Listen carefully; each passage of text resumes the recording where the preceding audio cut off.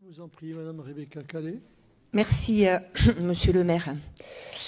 La santé mentale désignée grande cause nationale semble plutôt être encore une fois une opération d'anesthésie collective qui n'interroge pas l'indigence des moyens qui sont alloués au service public de santé mentale.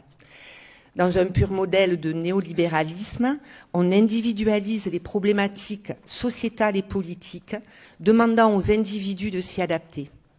Anxiété et dépression augmentent, mais à mesure qu'on détruit les institutions et le travail dans ces institutions. Un chiffre est intéressant à regarder pour illustrer ça dans le programme régional d'accès à la prévention et aux soins. Un focus est fait sur la consommation des psychotropes. Cette prescription augmente avec la défavorisation.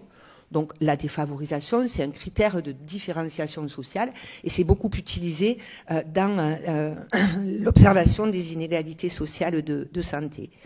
Donc on dit même dans ce document que ce surrecours traduit une tendance à la médicalisation des problèmes sociaux. Alors oui, notre collectivité doit, à travers toutes ces politiques publiques, favoriser la santé mentale de ses habitants, de ses habitantes, de ses agents, en améliorant leurs conditions de vie et de travail. La convention que vous nous demandez de signer avec un établissement privé de santé, va-t-elle y contribuer? Permettez-nous, là aussi, de nous interroger. C'est un grand fourre-tout, où il est à la fois question de management, de risques psychosociaux, d'actions collectives mais aussi individuelles, de pairs aidance, de référents placés sous l'autorité du DGS, mais sans que l'on sache quel élu et quel service va porter ce projet.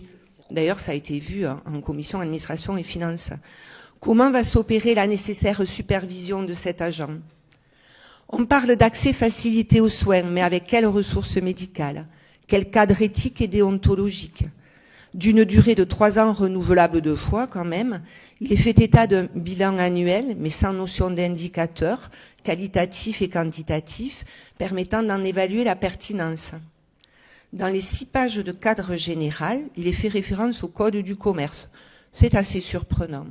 De même que la mention d'une copie pouvant être adressée à l'ARS si elle est sollicitée dans ce sens. Mais bon, pour finir, pour nous, l'engagement de notre collectivité dans la création et le pilotage d'un conseil local de santé mentale serait bien plus opportun, réunissant l'ARS, le préfet, les acteurs locaux de la santé mentale, les associations et les habitants.